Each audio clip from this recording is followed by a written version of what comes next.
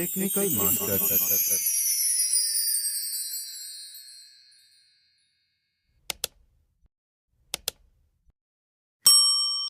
नमस्कार साथी, एक बार फिर से स्वागत है आपके अपने YouTube चैनल टेक्निकल मास्टर। साथी, वर्तमान में यूडाइस पोर्टल पर कक्षा 1 के बच्चे का स्टूडेंट एडिशन शुरू हो चुका है। तो आज की वीडियो के द्वारा हम बात करने वाले हैं कि किस प्रकार से कक्षा 1 में स्टूडेंट का एडिशन करना है। वह एडिशन करने के बाद उसके प्रोफाइल के सभी सेक्शन GP, EP व FP किस प्रकार से हमें कंप्लीट करने हैं। तो साथ ही वीडियो को शुरू से लेकर अंत तक जरूर देखें और प्रत्येक स्टेप को फॉलो करें। इसके लिए हमें ओपन करना है क्रोम ब्राउज़र। क्रोम ब्राउज़र में साथियों में सिंपली सर्च कर लेना है यूडाइस। यूडाइस जैसे ही सर्च करते हैं तो इस प्रकार के कुछ सर्च ऑप्शन आपके सामने रहने वाले हैं। यहाँ साथियों हमें स्टूडेंट मॉड्यूल का जो ऑप्शन दिखाई पड़ रहा है, सिंपली इस पर टैप कर देना है।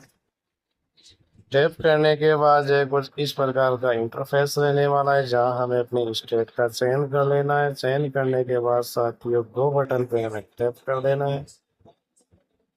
टैप करने के बाद साथियों हम पहुंच चुके हैं यहाँ लॉगिन पेज पे। यहाँ हमें जो अपने विद्यालय की यूजर आईडी, पासवर्ड और कैप्चा डालकर सिंपली लॉगिन कर देना है। साथ ही हम जैसे ही लॉगिन हो जाते हैं तो यहाँ हमें 25-26 का जो ऑप्शन है, इस पर टैप कर देना है।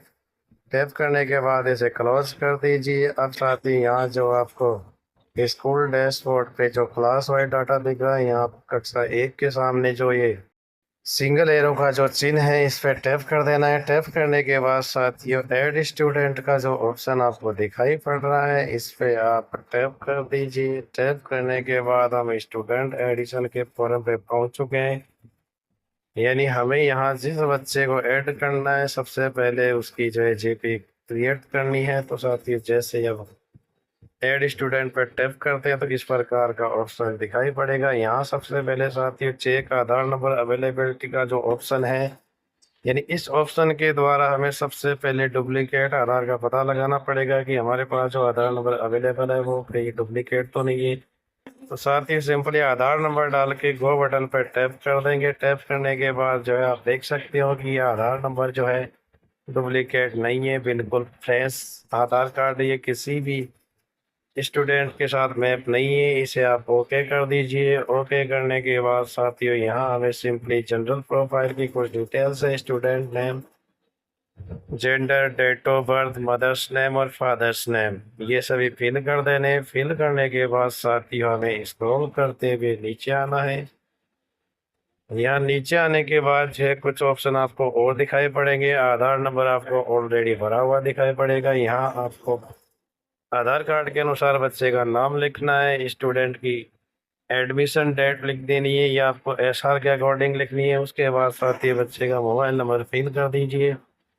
फिल करने के बाद साथियों CWSN का जो ऑप्शन है, ये अगर लागू है तो यस कर दीजिए, वरना नो पे टैप करके सेव करिए। सेव करने के बाद इस प्रकार का चेक बॉक्स खुलेगा। यहाँ आपको करना है आई एग्री। तो साथ ही जैसे आई एग्री बटन पर टैप करते हैं तो यहाँ जो है डाटा करेक्शन के लिए एक चेक बॉक्स खुलेगा। आपको सभी डाटा चेक कर लेना है। चेक करने के बाद सभी चेक बॉक्स को ओके कर देना है। ओके करने के बाद साथियों जो कन्फर्म का जो टैप है, इस टैप पे आपको सिंपली ओके कर देना है। तो जैसे ही साथी कंफर्म करते हैं तो यहाँ आपको आई एग्री का जो ऑप्शन है, इसका चयन कर लेना है। साथी जैसे हम इसका चयन कर लेते हैं तो इस प्रकार से हमारे पास जो है स्टूडेंट एडिशन का नोटिफिकेशन आ चुका है कि हमने जो विद्यार्थी ऐड किया है वो सक्सेसफुली ऐड हो चुका है। उसका नाम, कक्षा, सेक्शन आप देख सकते हो। यहाँ साथियों ऐड न्यू स्टूडेंट के द्वारा भी आप दूसरा बच्चा ऐड कर सकते हो, या फिर यहीं से आप फिल जनरल प्रोफाइल का जो ऑप्शन है, इस पर टैप करके आप बच्चे की GP, EP और FP कंप्लीट कर सकते हो। तो साथियों हम करने जा रहे हैं बच्चे का प्रोफाइल सेक्शन कंप्लीट। तो हमने चयन किया है फिल जनरल प्रोफाइल का ऑप्शन। तो साथियों जैसे ही इस ऑप्शन पे टैप करते हैं तो जनरल प्रोफाइल की कुछ और डिटेल्स हमें यहाँ फिल करनी है। ये सभी डिटेल्स साथियों में फिल करने के बाद जो है स्क्रॉल करते हुए नीचे आना है। नीचे आने के बाद बची हुई जो डिटेल्स हैं, जैसे address, pin code, mobile number already भरा हुआ है। उसके बाद हमें यहाँ मदर टंग के रूप में हिंदी राजस्थानी वर्देनी, उसके बाद social category SC ST OBC जो भी लागू है उसका चयन कर ले। चयन करने के बाद स्क्रॉल करते हुए नीचे आना है। इसके बाद साथियों जो आपको इंडियन नेशनल का जो ऑप्शन है यहाँ यस कर देना है। इसके बाद साथियों आउट ऑफ स्कूल वाले ऑप्शन में नो कर देना है। ब्लड ग्रुप का चयन और सेव करना है। इस प्रकार से बच्चे का जनरल प्रोफाइल कंप्लीट हो चुका है। अब साथियों में एनरोलमेंट प्रोफाइल कंप्लीट करना है, जहाँ हमें सभी डिटेल्स भर देनी है। भर देने के बाद साथियों स्क्रॉल करते हुए नीचे आना है। नीचे आने के बाद साथियों सेव पर टैप कर दीजिए।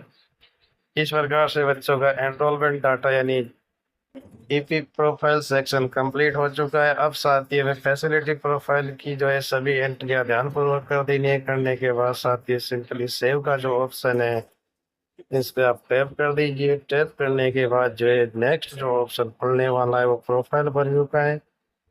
प्रोफाइल प्रीव्यू में साथियों में बच्चे की सभी डिटेल्स मैच कर लेनी है। मैच करने के बाद सभी डाटा अगर करेक्ट है तो आपको जो कंप्लीट डाटा का जो ऑप्शन दिखाई पड़ रहा है इस पे आप सिंपली टैप कर दीजिए। तो साथ इस प्रकार से हमारे बच्चे का एडिशन और उसके प्रोफाइल के सभी सेक्शन GP EP और AP कंप्लीट हो चुके हैं। यहाँ से बैक टू स्कूल डैशबोर्ड पे जाकर उस बच्चे की सभी एंट्री देख सकते हैं। तो साथ ही आप यहाँ देख पा रहे हो कि बच्चे की जो है एडिशन कंप्लीट हो चुकी है और प्रोफाइल के सभी सेक्शन GP EP और FBP जो कंप्लीट हो चुके हैं। तो साथ इसी प्रकार से हमें कक्षा 1 के प्रत्येक बच्चे का एडिशन करते हुए प्रोफाइल के सभी सेक्शन हमें पूर्ण करने हैं। साथ ही मैं आशा करता हूं कि आप पूरी प्रक्रिया समझ चुके होंगे। तो वीडियो को लाइक शेयर करें व चैनल को सब्सक्राइब करें।